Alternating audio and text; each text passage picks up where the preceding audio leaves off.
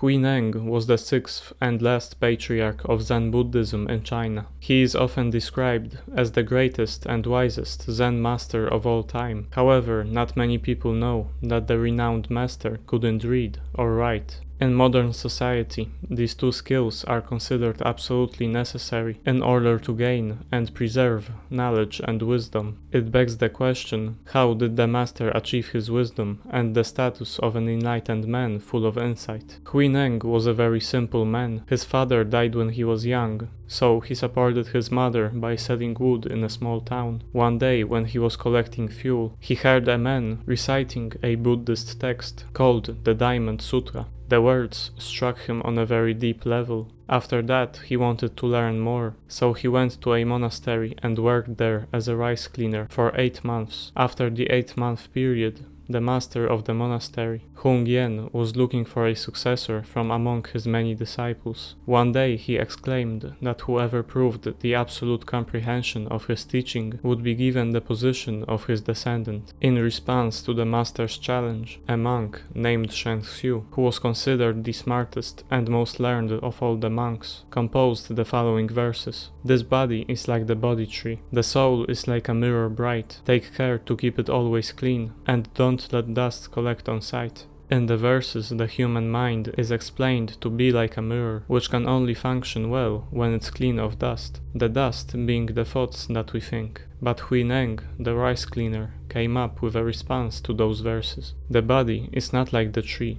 The mirror is nowhere shining. As there is nothing from the first, where is the dust aligning? Those verses exclaim that the mind is not like a mirror, but instead that the mind doesn't exist. This is perfectly in line with the Zen doctrine of no mind, on which I made a video in the past. After seeing both propositions, the master decided to make Hui Neng his heir, as opposed to Shengxiu, even though the latter was technically the wisest and most well-read of all the monks. Why is it that the simple-minded Hui Neng was able to surpass the clever Shengxiu? Well, it is because intellect can be helpful in certain situations in life, like solving problems. But when we deal with unsolvable problems, like the meaning of our existence, the intellect not only doesn't help, but it can be a huge disadvantage, or even a burden on the human psyche. As a Zen scholar, D.T. Suzuki states, mere cleverness is not meant to cope with the facts of birth and death. I'm sure you've heard the statement, ignorance is bliss, before.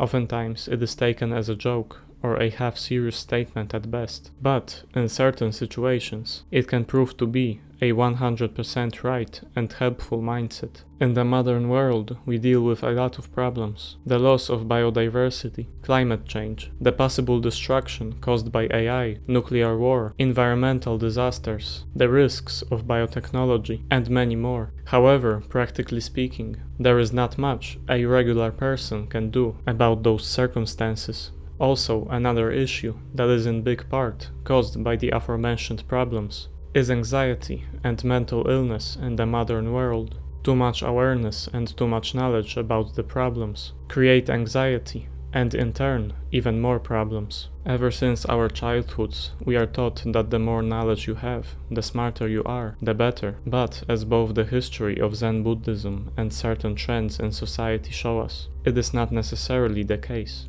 Another merit of stupidity, or rather the lack of intellectuality, is shown in Zen Buddhism as a philosophy. The sole goal of Zen as a whole is the attainment of a state called Satori. It is the state of absolute enlightenment, the same state that the Buddha accomplished. It is also known as the state of no discrimination. By discrimination is meant analytical knowledge, the relative and discursive understanding which we use in our everyday interactions with the outside world. It is also our highly speculative kind of thinking, for the essence of thinking is to analyze, that is, to discriminate. The sharper the knife of dissection, the more subtle the resulting speculation. This kind of thinking is what characterizes intelligent people. Also, this kind of thinking takes place in the conscious realm of our minds. The reason enlightenment is called the state of no discrimination is because the realization about the nature of things we call enlightenment comes not from the conscious logical mind, but from the unconscious. What is the unconscious? It is not to think of being and not being. It is not to think of good and bad. It is not to think of having limits or not having limits. He who sees the unconscious is not tainted by the six senses. He who sees the unconscious is enabled to turn towards the Buddha knowledge. He who sees the unconscious is called reality. From these quotes by a Zen master Shen Hui, we learn that Satori is the mastery, the knowledge and the looking into the unconscious mind. You may say that the mastery of the unconscious is not necessarily the opposite of intelligence and certainly not the same as stupidity. And you are right. However, the intelligent mind has two huge disadvantages when it comes to getting to know the unconscious side of itself, that being the lack of emotional intelligence and putting too much trust in logical reasoning.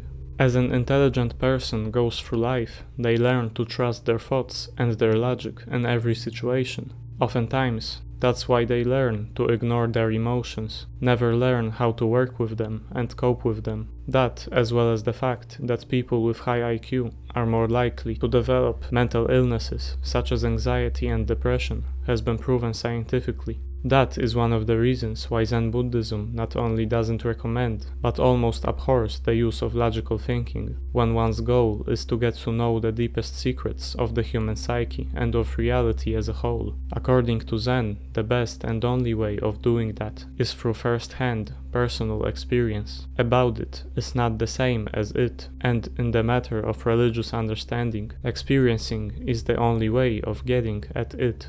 The point is not cogito ergo sum, I think therefore I am, but agito ergo sum, I move or I exist, therefore I am. Without realizing how, we are all the time deeply in the act of cogitation and judge every experience of ours from the angle of cogitation. We do not go right into life itself, but keep ourselves away from it. Our world is therefore always antithetical, subject versus object. The awakening of consciousness is all very well so far as it goes, but at the present we have too much of it, failing to make good use of it. Zen points to the fact that as a society, in our constant striving for more knowledge, we have put knowledge and understanding as more important than the daily experience of life itself. Knowledge and intellect should be used as tools, a means to an end, which is making our lives better. Instead, we use it as the end-all be-all answer to all questions of existence, and we are paying a great price for it. Our minds are constantly looking to the past, trying to analyze what went wrong, or the future, trying to predict how we can get ahead of everyone else.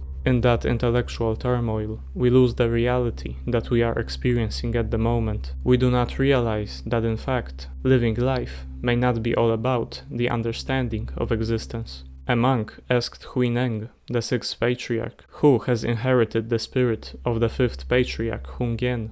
One who understands Buddhism, answered Hui Neng. Have you then inherited it? No, I have not. Why have you not? Because I do not understand Buddhism, said the master.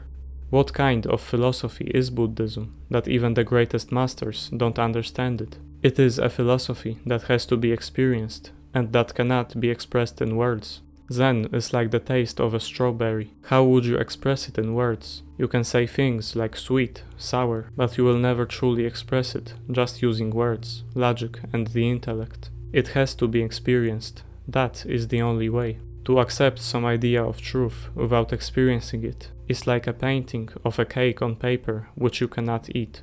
The takeaway from this essay should not be that dumb people have it better. In fact, there are both merits and demerits to being stupid as well as to being intelligent. Nevertheless, we seem to lack the awareness of the fact that intellect focuses on the theoretical. A smart person learns to trust their thoughts, whereas a dumb person learns to trust their own experience of reality. After all, is life not all about what we experience as opposed to what we think in our heads? In our society, the definition of smart is book smart and logically inclined. However, in Zen, the truly smart are the practical ones. Stupidity beats intellect because it is not the interpretation of life, but life itself that is the most important thing in life.